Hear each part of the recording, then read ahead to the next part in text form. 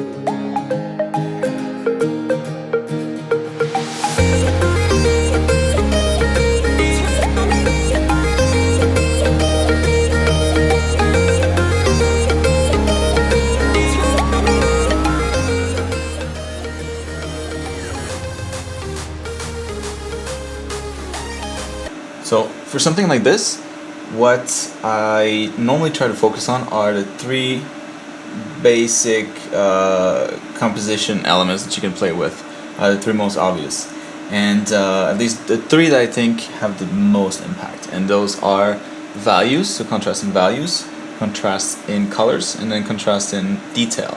So the first one, contrast in values, it's basically the difference, the range of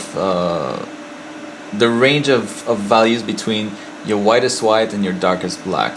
So whenever you have a focal point, most of the time you'll want to have the higher contrast around the focal point or have the focal point be have the highest contrast itself. So for example, in this area here, which is the pilot, in here I have almost pure blacks and really bright colors to attract, not bright colors, but bright spots to attract the attention. So that's why I kind of have the little glowy eyes right here. I have the you can see here like the girl in her cockpit, with some lights shooting from below here. I'll probably make that a little bit brighter even. But so you want to have the highest contrast around here, and then everything else should be lower contrast. So of course you'll have different planes. So the general rule is whenever you have a plane that's closer to the camera, you'll have higher contrast there, and then everything that the farther you go from the camera in the scene, the less contrast you have. So in this case it's a little bit tricky because my focal point here, which should have the highest contrast, is kind of in the background, and then I have like this thing here in the foreground with almost equally as contrasting values. So what I'll have to do in this case is play with the colors and play with other things to make that work. But generally speaking, high contrast goes to the focal point, and lower contrast goes to everything else in terms of values. Now, normally you won't be interested in something that's all blurry and that kind of stuff. So by focusing the details in one particular area, your eye automatically kind of like targets that as the first thing that it looks at. So this is another one. So each of those three composition elements, they work well individually, but sometimes you have to kind of use all three of them to make something work, like in this case. And of course colors. So colors also very important. Contrasting colors, as you can see, most of my scene is pretty much the same kind of color. So it's all like this beige, gray, type of color, and then I have this this bright orange spot here, and then of course the purple here that you don't find anywhere else in the scene, and same with the eyes to kind of attract the attention back to the focal points. But I do have this character here, like the big in orange, a big spot of orange here, and it kind of acts as a second focal point. So most people will look at this first, at least once I'm done, when all the details are there and all my contrasts are really polished. But so most people will look at this area here first because it's highest contrast. The colors are going to be the brightest, and it's just the contrast in values, the contrast in details, the contrast in color is going to be the most interesting in this area. But then what I want people to do is to actually look at this, because that's kind of like the second character in my scene, and that's also very important. So that's why I have it. I'm not too worried about the colors being really intense. Alright, if we look at the final image here, so as you can see, even though there's a lot of orange, this is still out of focus, so the eye automatically kind of dismisses it for the most part, and will tend to focus in this area here. So of course, this is still pretty sketchy. So I have like a lot of details here, and then it starts to fade away like really quickly. But there was somebody that was mentioning this, how the transition zone is a little bit short, so it goes for like a lot of details here and then like very little detail very quickly. And what's interesting with this kind of stuff is that most people, when they look at an image like this, they're not going to look at it for more than 3 seconds on average. So whenever you browse the internet, or you're looking at like inspiration, that kind of stuff, try to count how long you stare at an image, and then most of the time 3 seconds is like a long time. So imagine like click 1 2 3 click.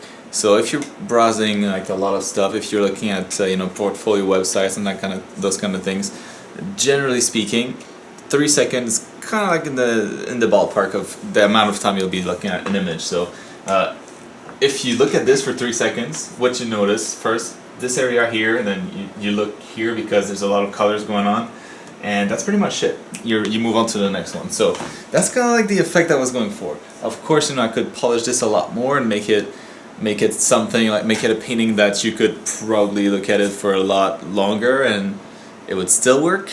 But this was kind of an experiment, and I think it was pretty successful. So basically, this is it. So we have, to recap, we have details. So the amount of detail here is higher than everything else. So everything else here is, the brush strokes are looser. Everything is less detailed. Everything is out of focus on top of it, and which tones down the details even more. And I have some really bright colors here, intense colors that are not found anywhere else in the scene. You can see here, if you look at the legs here, then you have kind of like the reflection at the bottom here. So you see those kind of, not the same kind of pink, like peachy color, but you see kind of hints everywhere else, or at least in certain areas. So this is not like a unique color in this painting. The purple is, and the green is. So again, those plays into it, attracting the eye even more. And then of course we have the values, which are, it's bright colors. So meaning the value, the white value is really high, and then you have a lot of dark colors. Even though this area here is pretty dark and some other areas are pretty dark, I have the biggest kind of, not the biggest, but I have at least a very interesting, or a very broad range of values in this area, which is again very good. Alright guys, that's it for today. Thanks for watching. I hope this was kind of useful. Let me know if you have any feedback. I'm gonna try to improve this format a little bit better. So I decided I was gonna do the kind of like the mini lesson part at the very end, so it was not optimal.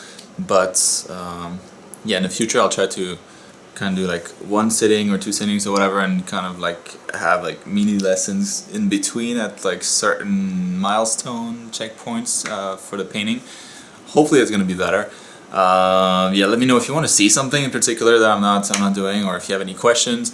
You know, I'll try to answer those in those videos as well. So I also wanted to take, you know, a moment to really thank you guys so much for the, you know, the awesome comments that you left on the previous video.